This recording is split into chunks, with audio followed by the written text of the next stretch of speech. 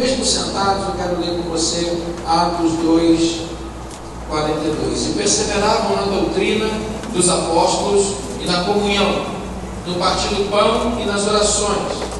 Em cada alma havia temor, e muitos prodígios e sinais eram feitos por intermédio dos apóstolos.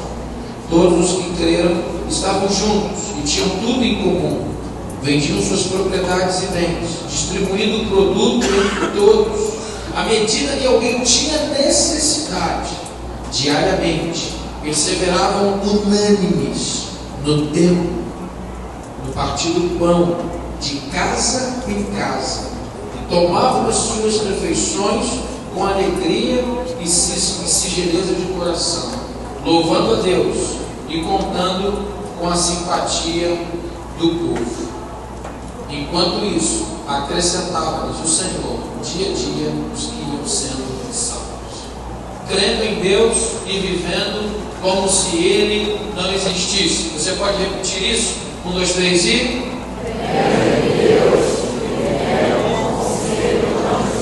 Tem sido o desafio de muitas pessoas que se declaram cristãos.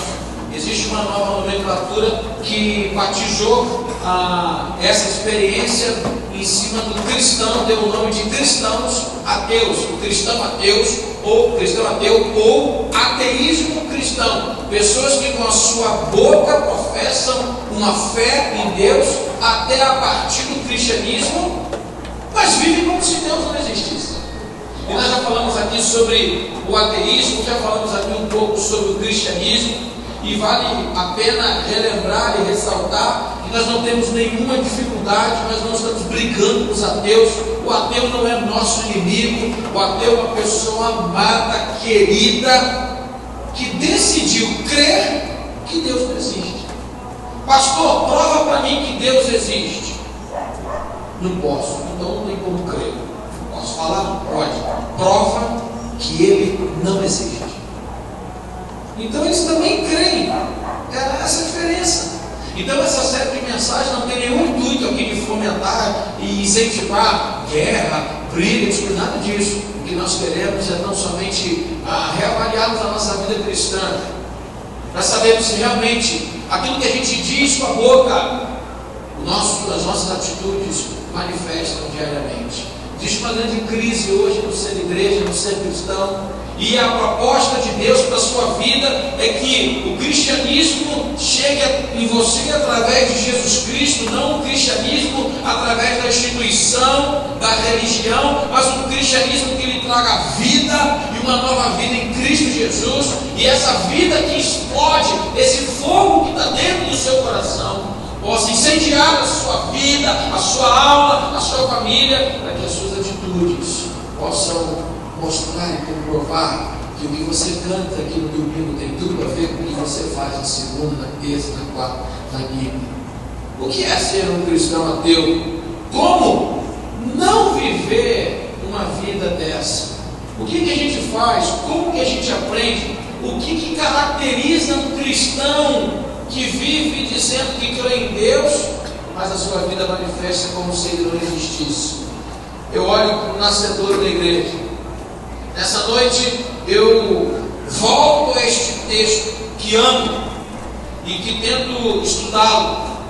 Aqui a igreja é uma igreja nascente, e toda igreja nascente, quem aqui já foi plantador de igreja sabe como das tribulações, das dificuldades, mas da alegria de ver uma igreja nascer, o início de todas as coisas.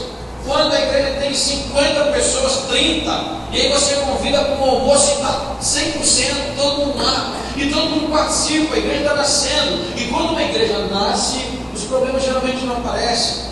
E essa igreja é uma igreja nascente. A igreja começa no reino dos céus, eu acredito assim, ela sai de Deus, e agora é inaugurado o ministério do Espírito Santo. Em Atos capítulo 2, o Espírito então começa a pastorear a igreja, representando Jesus. Tudo começa a ficar diferente. O mundo começa a conhecer um novo paradigma. O reino de César, como disse pela manhã, começa a ser confrontado pelo reino do amor, mesmo sem a presença do seu maior líder físico, do poder do Espírito de Deus. já poderia dizer para você que um cristão ateu é um cristão que não é cheio do Espírito Santo. Crer em Deus e não ser cheio do Espírito Santo é viver como se ele não existisse. Mas essa igreja cheia do Espírito Santo, ela começa a caminhar e ela desenvolve algumas coisas aqui muito interessantes. A igreja vai se amadurecer, a igreja vai crescer, outras pessoas vão se chegar, e aí os problemas também acontecem. Eu ouço algumas pessoas: nós temos que ser igual à igreja primitiva. Não sei. A igreja primitiva tinha muito problema. Eu já falei isso aqui algumas vezes. Sabe? Que tipo de vida cristã você deve levar? Como está o seu relacionamento com Deus? E nessa noite, orando e pensando sobre como eu poderia caracterizar aqui para você a vida de alguém que diz que crê em Deus, mas vive como se ele não existisse, eu encontro na leitura desse texto a narrativa de uma igreja que começa, que se inicia, maravilhosa, exponencial. Algumas coisas que eu concordo com o Espírito de Deus, eu creio que Ele falou no meu coração. Cristãos, ateus, são pessoas que dizem que creem em Deus, mas não amam a igreja de Jesus. Eu creio em Deus, mas eu tenho problema com a igreja. Eu creio em Deus, mas eu não quero me misturar com a igreja. Eu creio em Deus, mas eu não quero saber de igreja. São pessoas que vivem como se não existisse. Sabe por quê? Não tem como pensar em Deus sem pensar em igreja. Eu sei que nós temos na história da igreja situações traumáticas e vergonhosas. Quando então nasce com Constantino esse movimento 313 da igreja institucional, aí piora tudo. Aí piora. E nós viemos mantendo esse modelo até hoje. E como pensar em ser igreja sem instituição? Não tem como. Os que tentaram destruir a instituição para viver um paradigma de uma igreja mais comunitária se institucionalizaram de outra maneira. No século XXI não tem como. Não tem como ser igual à igreja do século I. Porque nós vivemos outro tempo. E aquela igreja também tinha problemas. Aquela igreja, em Atos capítulo 6, se você virar a página rapidinho, já tinha preconceito. Um dos seus líderes discutindo cara a cara, viraram a cara um para o outro, não teve reconciliação não. Um pegou um barco para um lado, o outro para o outro. As viúvas estavam sendo esquecidas. Muita coisa, heresia. Se você começar a estudar o Novo Testamento, muita coisa começou a acontecer. Mas a igreja era de Jesus, não é? Por isso que dificilmente, se eu falei alguma vez assim, é uma expressão que eu acho, creio que todo pastor precisa se libertar dela. Porque essa é minha ovelha, que minha ovelha é a igreja de Jesus. Você é a ovelha do Mestre. Você é a ovelha de Jesus. Essa igreja tem um dono, essa igreja tem um pastor, e o pastor dela continua pastoreando ela pelo Santo Espírito de Deus, Jesus Cristo. Como está o seu relacionamento com a igreja? Ah, pastor, aqui na igreja tem um monte de gente falsa. Ah, pastor, porque tem muito amigo. Ah, pastor, porque tem você. Infelizmente, pelo que o senhor está novo, mas não sou menino para não reconhecer os erros e equívocos que nós temos na história da igreja. É só lei, país estampado. Mas eu quero falar uma coisa para você que está aqui nos ouvindo, que talvez esteja traumatizado com a igreja. É a melhor comunidade para se viver. É o melhor lugar para se viver. Então, pastor, quer dizer que crer em Deus e viver como se Ele existisse, eu tenho que estar todo domingo na igreja? Não, você precisa ser igreja. Nós confundimos essas coisas e começamos a atribuir aquilo que Jesus quis derrubar em 3 dias como igreja. Foi o que disse, não, querido. Aquele prédio ele derrubou em 3 dias e reconstruiu outro, você. Ou não sabeis vós que sois o templo do Espírito Santo? Você é a igreja. O que é a igreja? Duas pessoas com Jesus no meio. Eu quero te perguntar nessa noite, por que não valorizar a possibilidade de ser igreja? Nós temos falhas. Se você começar a caminhar do meu lado, você vai ver erro. Muitos. Eu erro. Eu sou pecador, eu sou ruim, chato, e só alívio para me aturar. Mas eu preciso de você, que também é pecador, chato, e só a tua esposa vai te aturar. Nós somos, por isso que, irmãos, igreja é lugar de seres humanos, não de anjos. Eu tenho batido nessa tecla, eu vou bater até estourar a tecla. Nós precisamos dos seres humanos. O que é ser igreja? É ser uma comunidade redimida em Cristo Jesus, disposta a amar, a se relacionar. Ele errou comigo? Não tem problema, vamos à frente. Porque eu errei com Deus e Jesus disse: vamos à frente. Você está ferindo com a igreja mesmo? Você vê as pessoas, não, pastor, eu faço por isso que eu não tenho dificuldade com a igreja midiática, televisivo. Você tem um projeto, um programa, a bênção, lá, se você vai pregar a palavra de Deus, é tudo ótimo. Agora, eu dou o dízimo, a contribuição pela internet. A igreja pela televisão é linda. O pastor está sempre bem arrumado, nunca está nervoso. Aí o ministério do louvor não erra. A recepção, tudo funciona. Aí acaba o culto, eu desligo e volto para minha casa. O projeto de Deus para o ser humano é que a gente viva junto. E sair do sofá da casa, que só com 3 quadros de casa já dá um problema só, imagina com 500. É por isso que eu não abro mão, irmãos, de viver em céu. Eu não abro mão de viver em céu. Eu nasci na fé para viver a vida cristã perto um do outro. E essa é uma das estratégias. A célula. Estar junto. Estar junto.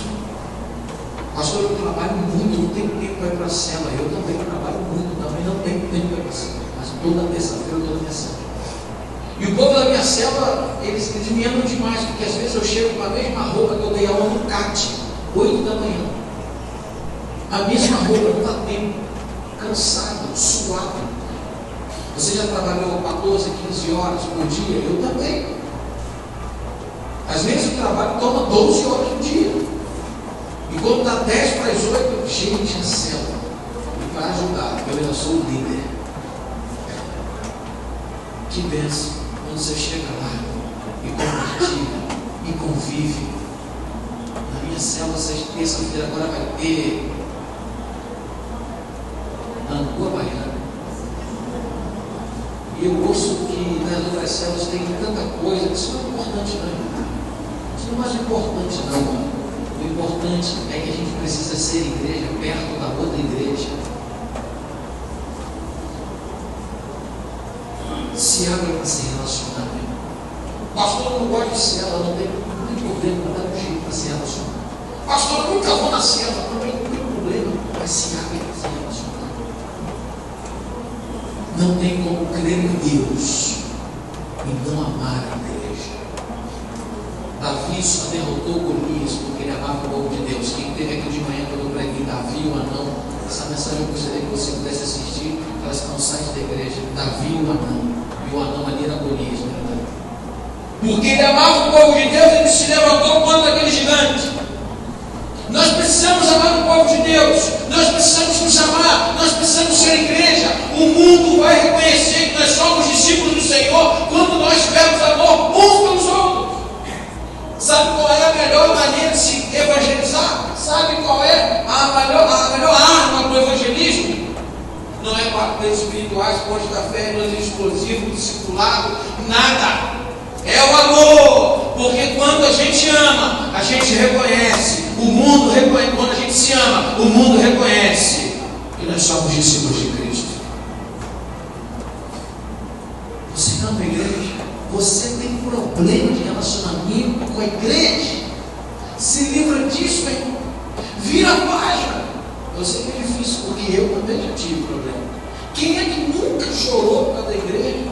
É tão triste saber das estatísticas dos psicólogos, de que muita gente hoje atendida em psicólogo é por problema causado pela igreja. E isso não me estimula a ir para fora, isso me estimula a cada dia a viver mais dentro dela ainda, mais próximo ainda, para partir do amor daquilo que Deus tem nos dado pela palavra, fazer da comunidade cristã dos salvos o melhor e a melhor comunidade do mundo. Cuidado quando você fala da igreja. Cuidado quando você fala mal da igreja perto dos seus filhos. Olha o que você está semeando. Essa igreja tem um dono, essa que eu falo não está lá não, essa igreja de Jesus. Já fiz essa pergunta aqui várias vezes. Quem quer plantar a igreja? A maioria levantaria a mão. Quem quer plantar a igreja? A maioria levantaria a mão. 3 coisas básicas para você plantar uma igreja que eu preciso ouvir. Tem que nascer de uma virgem, morrer numa cruz e ressuscitar no 3º dia. A igreja é uma só, a igreja do Cordeiro de Deus que tira o pecado do mundo. Ele morreu por ela. Ele chamou a igreja de noiva dele. Eu sei que não é fácil. Eu sei que não é difícil. Eu sei que não é fácil. É muito difícil. Mas é a igreja de Jesus. É a noiva dele. Vamos vencer isso. Vamos nos relacionar. Vamos caminhar mais próximos uns dos outros. Não tem problema se você é Vasco, Flamengo, Botafogo, Fluminense. Se você gosta de carne, de frango, de churrasco, de pizza. Vamos nos amar, porque o que nos une é muito maior do que o que nos separa. Jesus.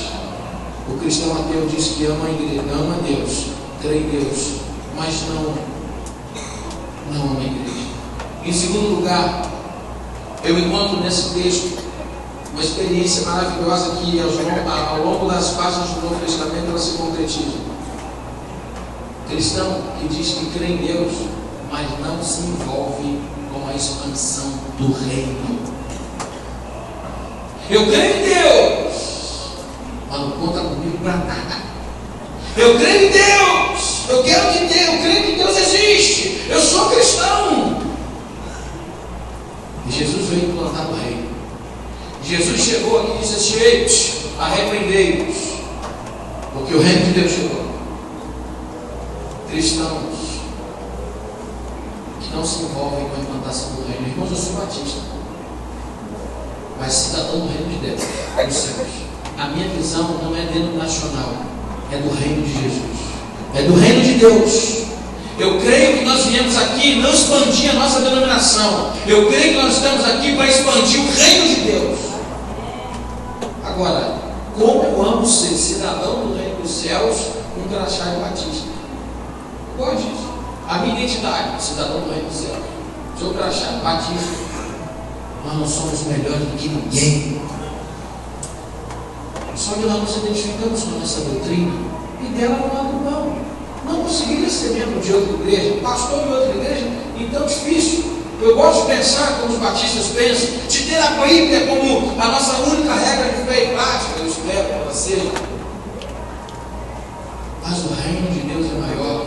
Olha para o texto e veja como esses apóstolos estavam totalmente envolvidos, engajados no projeto de manifestar o reino de Deus na terra. Sinais, prodígios e maravilhas aconteciam por meio dos apóstolos. Eles suaram a camisa, aquela igreja nascente instituiu, eles ganharam pessoas para Jesus. Eu quero perguntar para você, como está o seu nível de engajamento, de voluntariado do reino de Deus? Quanto tempo você abre mão da sua vida para manifestar o reino de Deus? Quem é que tem a visão aqui de saber que a sua sala de aula é um campo missionário que missionário nenhum vai orientar? Já viu isso? Para aqueles que estão visitando, eu sou pastor, formado em teologia, conselheiro Betel, mas também sou professor de educação física. Não parece muito não, mas eu sou. Eu dei aula, continuo dando aula hoje. Se você vier aqui terça-feira de manhã, 8h30, você vai ver o pastor da igreja em bermuda, suado, 1, 2. terceira idade lá. Da irmã Ilka. Irmã Ilka, cadê a irmã Ilka? Isso. A irmã Ilka é nossa divulgadora. Ela é a nossa diretora de marketing. Ela é uma bênção, como todos do CAT. E eu dava aula. Eu dava aula no CIEP, dei aula no colégio particular. E desde que Deus me chamou para o Evangelho, eu nunca fiz uma separação entre vida secular e vida ministerial. A minha sala de aula sempre foi para mim, o meu ministério. E na sala de aula eu pude aconselhar adolescentes. Eu lembro de uma situação tão triste. Eu marcava, eu saía meio-dia e 30, tinha que liberar a turma. 11h15 ele já estava almoçando. Por quê? Porque eu já estava lá pronto. Eu comecei a me questionar porque eu recebia para ser professor. Eu entrava em grande crise. Não é certo fazer isso. Eu tinha que estar dando aula, mas eu via dificuldade. Gente, vamos jogar bola, vai. Vamos jogar bola, senta aqui. E eu comecei a me questionar. E logo então, depois Deus me levou para o Ministério Integral. E eu aconselhava uma jovem que estava sendo estuprada pelo melhor amigo do namorado. Detalhe, os dois eram bandidos. Ou ela morre, é aquele hino da Xuxa, né? Se comer, se ficar o bicho pega. Não, se correr o bicho pega, se ficar o bicho come. Ela sabe, desespero. Pastor, se eu falar com o meu namorado, ele mata a gente. Nós dois, o amigo dele e eu. E se ele não matar a gente, quem me mata é o amigo dele. Como você faz? Aí veio o crente altamente preparado. Olha, domingo nós teremos um culto lá na igreja de Babá. Isso é segunda-feira. Faça da sua vida um ministério. Você está na empresa, meu irmão, chegue lá, olha a Deus, não engane seu patrão, trabalhe, cumpra com o seu horário. Às vezes eu pastor, estou sendo perseguido porque meu patrão não deixa eu ler a Bíblia na hora do horário. Meu irmão, você não tem que ler a Bíblia na hora do trabalho, tem que trabalhar. Agora, na hora do almoço, eu ia na Petrobras pregar uma irmã da primeira igreja batista de Niterói. Na Petrobras, irmãos. Uma vez por mês, quarta-feira, eu subia aquele prédio lindo, maravilhoso, todo mundo de crachá verde, cheio de petróleo para tudo que é lado. E a primeira vez que eu fui, eu cheguei lá, eu achei que eu fosse falar, sabe onde? No culto lá com os auxiliares de serviços gerais. Eu achei isso. Falei, bem, aqui o culto lá com os auxiliares de serviços gerais e a gente está lá com o cara. E aí quando eu recebeu, daqui a pouco pegamos o elevador, subimos, entramos no corredor, sobe a escada, desce, abriram a porta, parecia que eu estava na igreja perseguida. Aqui no Maracanã. Uma sala que cabia 30 pessoas, tinha 60. O pessoal em pé, o pessoal volta à mesa, ela entrou. Gente, você está gostando disso? Ele vai trazer a palavra hoje. Eu olhei. Amém? Tudo bem? Ele buscou o centro. Falei, é para falar? Pode falar, depois eu vou contar. E aquela eu preguei, me levantei de João capítulo 4. Baixinho, porque não podia incomodar os colegas. Aquela irmã aprendeu que o reino de Deus era prioridade na vida dela. Os irmãos da igreja primitiva não eram cristãos ateus. Eles eram pessoas que criam em Deus e viviam como se ele existisse mesmo. Qual foi a última vez que você deu uma pessoa para Jesus? Qual foi a última vez que através da sua vida alguém se rendeu aos pés do Senhor? Qual foi a última vez que você esteve engajado no projeto para trazer e lutar contra a fome? Porque isso é projeto do reino. Lutar por justiça social é projeto do reino. Porque a Bíblia diz que o reino de Deus não é de comida e nem de bebida, mas é de paz, de justiça e alegria do Espírito Santo. Qual foi a última vez que você levou alegria para alguém que está triste? Nós queremos muitas vezes declarar na nossa canção, com a nossa boca, que nós amamos e servimos a Deus, e as nossas atitudes, como está em seu engajamento com o reino de Deus. Quarta-feira eu pregava, o pastor Gessiel pregava aqui no final, eu fiz um apelo do voluntariado da igreja, e veio um jovem, olha se ele está aí, o Rafael de Veiga levanta a mão, está lá, fique em pé, Rafael, quarta-feira ele veio falar comigo, Sua mãe está aí? Fique bem. Você estava abraçado com alguém aí, sua namorada, esposa, lá? Esposa. Isso, pode ficar em pé, a esposa também. Nós combinamos tudo isso, né? Estava tudo combinado. Vai sentar. Eu louvei a Deus, irmão. Sabe por que ele está aqui? Porque ele estava numa outra igreja e Deus apareceu para ele e falou assim: eu quero que você vá para a igreja e vai estudar lá. Chegou aqui para mim no final do curso e falou assim: pastor, o que eu posso fazer? Deus me incomodou, tem feito muito por mim. Eu vim aqui porque eu quero servir e eu quero trabalhar. Rafael, eu posso dizer uma coisa para você que aconteceu comigo naquela hora. Minha perna tremeu. Eu falei assim: eu? Primeira coisa, sabe o que a gente faz? Quando isso é tão comum, irmão, isso é tão comum, a gente duvida. Eu falei assim: pastor Gisele, vem cá. Aí o pastor Gisele, no outro dia, ei, pastor, ele veio, atendeu. Em casa ele falou: pastor Luiz Cláudio. O pastor Gisele ligou para o Luiz Cláudio: tá aí. E ó, domingo eu venho, trago minha mãe e minha esposa. E tá aí. Quer servir? Deus convocou, chamou para ele servir. O que ele vai fazer? Não sei, nós vamos acompanhar a vida dele, vamos ajudar, mas ele vai servir, vai ajudar o que você tem feito em benefício do reino de Deus. Eu não estou te cobrando, eu só estou levantando a possibilidade de você se doar um pouquinho mais. Servir. Esses irmãos da igreja primitiva viveram dessa maneira. Em último lugar, esse texto é um grande desafio para a minha vida, porque o verso 43 diz que eles diariamente perseveravam unânimes no tempo, no partir do pão de casa em casa, com alegria e singeleza de coração, louvando a Deus. Louvando a Deus. E perseveravam na doutrina dos apóstolos, na comunhão e no partir do pão e nas. O cristão ateu, ele diz que crê em Deus, mas não ama a igreja. Ele crê em Deus, mas não se envolve no reino. E o cristão ateu diz que crê em Deus, mas não na oração. Crê em Deus, mas não na oração. Irmãos, se a gente começar a orar, eu quero dizer uma palavra para você que está achando que não tem mais jeito. Ore. Esses irmãos criam na oração. No entanto, que em Atos capítulo 6, os apóstolos falaram assim: eles, vamos levantar o pessoal aí para servir as mesas, porque nós precisamos nos dedicar ao ministério da palavra e da. Se o pastor não ficar para cá, não vai mentir de joelhos orando de segunda a sexta.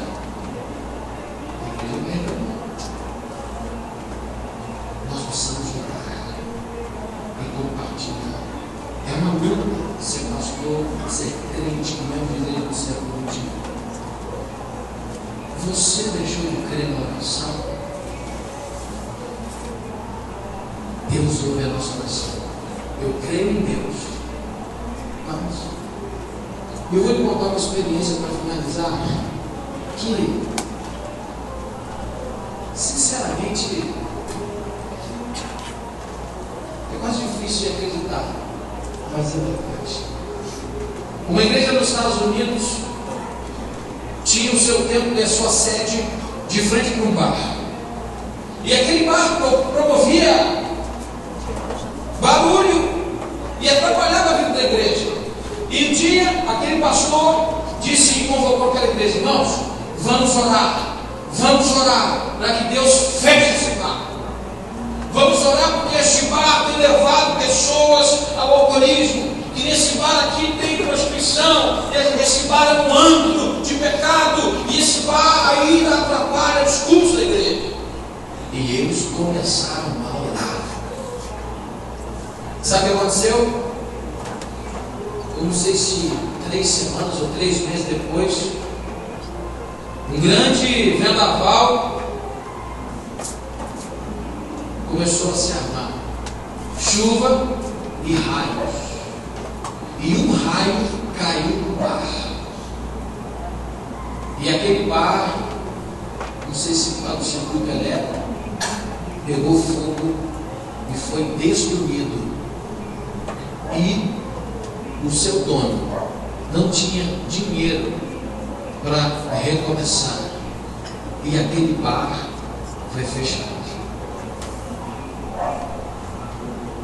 Passou o tempo e a notícia correu. E o dono do bar descobriu que a igreja estava orando para o bar fechar.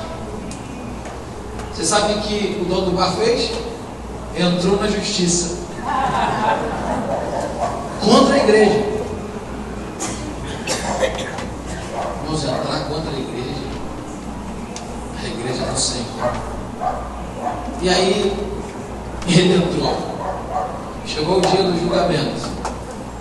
E o pastor fez antes disso uma prévia com a igreja.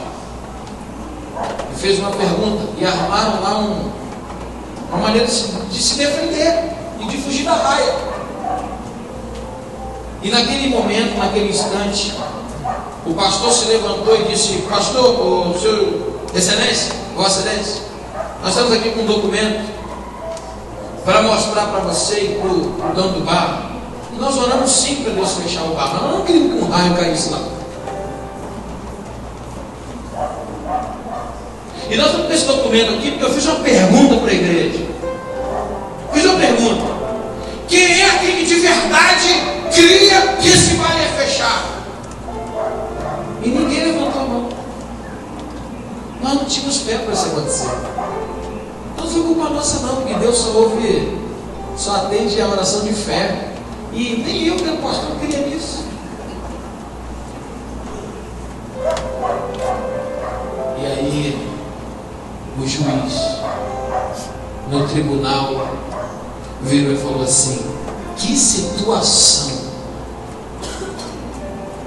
Eu estou diante de um dono de bar que crê no poder da oração e diante de um pastor e de uma igreja que não crê no poder da oração.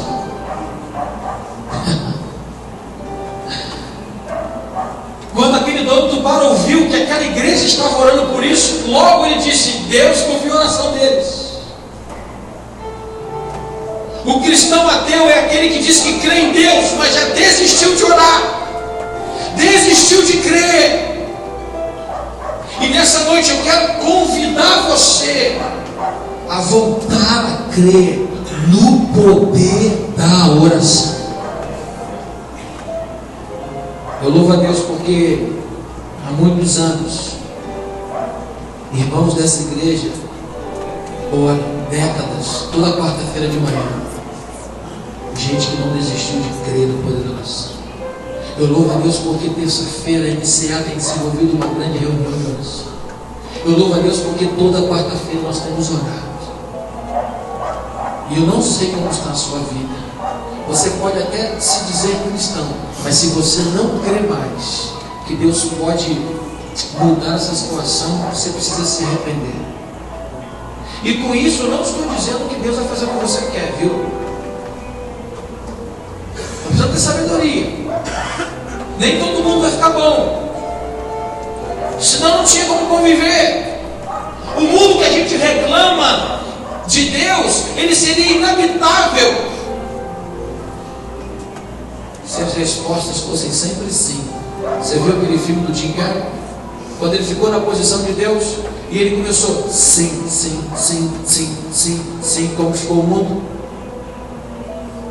Voltar a crer na oração não é crer que Deus vai ficar fazendo mágica e fazendo tudo o que você quer. Voltar a crer na oração é voltar a experimentar o amor da igreja, o amor de Deus na hora da dor, do sofrimento, trazendo cura, trazendo maravilhas e sinais. Essa igreja experimentou sinais e maravilhas. Sabe por quê? Porque ela creu no poder da oração. E os apóstolos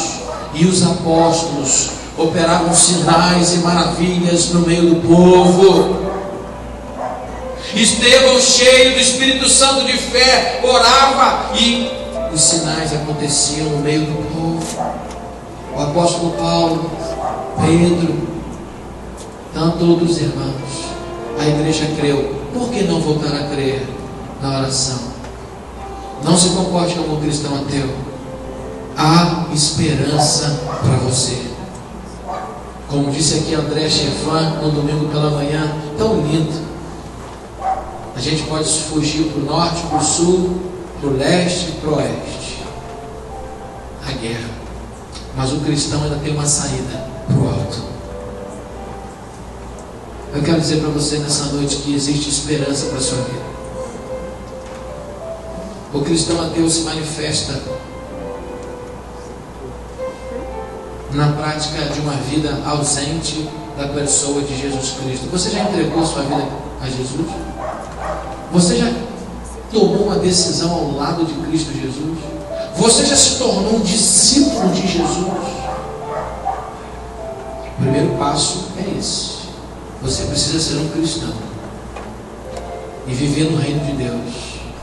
Eu moro no Brasil, mas sou cidadão do reino dos céus. Você sabe o que é ser cidadão do reino dos céus? É saber que as promessas de Deus vão se cumprir para aqueles que caminharem com Jesus nessa vida, vão caminhar com Jesus na próxima vida. Pastor, você crê em vida após a morte? Claro. Mas eu também creio na morte após a morte. Por que não conhecer Jesus? Para experimentar esse poder da oração, o amor da igreja, e poder servir esse Deus maravilhoso que vem mudando a nossa vida. Eu não tenho utopia de viver aqui no país das maravilhas, porque a Bíblia tem promessas de que tudo é piorar, mas essa escatologia de sentar e esperar tudo cair, eu não acredito nela. Eu acredito que com a nossa responsabilidade a serviço do reino, as vidas que estão ao nosso redor, elas podem ser transformadas, e isso pode ser através da oração. Vamos cantar Eu Creio no Poder da Oração?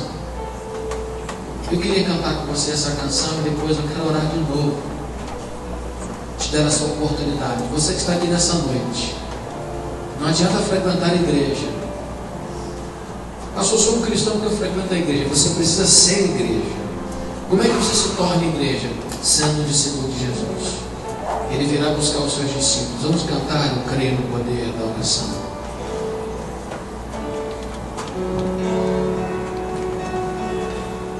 Eu creio no poder dos joelhos que se dobram. Vamos ficar em pé? Eu creio no poder da oração. Eu creio no poder das mãos que se levantam. Eu creio no poder da oração. Vou levar meus problemas pra Deus, entregar meus problemas pra Deus, abençoar minha família, minha casa, meus irmãos, pois eu creio no poder da oração. Eu creio no poder da oração. Antes de cantarmos a segunda estrofe, ou repetirmos essa estrofe, eu quero que a igreja ore nesse momento. Eu quero dar essa oportunidade a você que está pela internet de entregar a sua vida para Jesus, e a você que está aqui nessa noite, que está afastado do Evangelho. Pastor, chega, eu estou voltando. Você está aqui nessa noite, quer tomar uma decisão de voltar aos caminhos do Senhor, estava afastado, erga a sua mão, quero conhecer e orar por você. Alguém assim, nessa congregação, lá em cima, na galeria, aqui embaixo, alguém assim, que quer tomar essa decisão? Alguém quer entregar a sua vida a Jesus? Eu quero ser um cristão, pastor, não um cristão ateu. Eu quero seguir Jesus, eu quero experimentar isso na minha vida. Erga a sua mão, eu quero conhecer você, eu só quero orar por você. Alguém, erga a sua mão bem alto. Não? Então, a segunda estrofe. Eu quero que você mais uma vez venha aqui à frente. Agora eu só quero orar por pessoas que precisam voltar a crer que Deus pode fazer. Vamos cantar. Se você tem vivido um dia difícil, você já talvez não acredita mais. Eu queria que você saísse do seu lugar. Eu creio Vem aqui à frente, vamos orar juntos. A brasa viva no altar, incenso misturado à oração. Você que julga algo ser difícil e impossível, Anjo descer, eu creio na oração. a trombeta vai tocar, Deus vai mover o céu, a terra e o mar, vou levar meus problemas pra Deus, entregar meus problemas pra Deus, abençoar minha família, minha casa, meus irmãos, pois eu creio no poder da oração. Eu creio no poder da oração.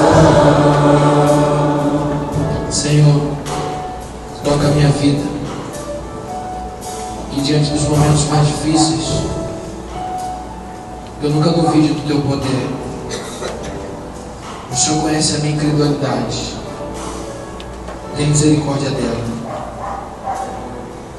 Que nessa noite o Senhor levante novos obreiros para a tua seara. Que essa igreja seja uma igreja de voluntários, de pessoas cada vez mais comprometidas com aquilo que o Senhor se compromete, com a vida do ser humano. Glorifica o teu nome na nossa vida. Levanta cada vez mais intercessores que creem no poder do teu Santo Espírito liberado através da oração. Em nome do Senhor Jesus.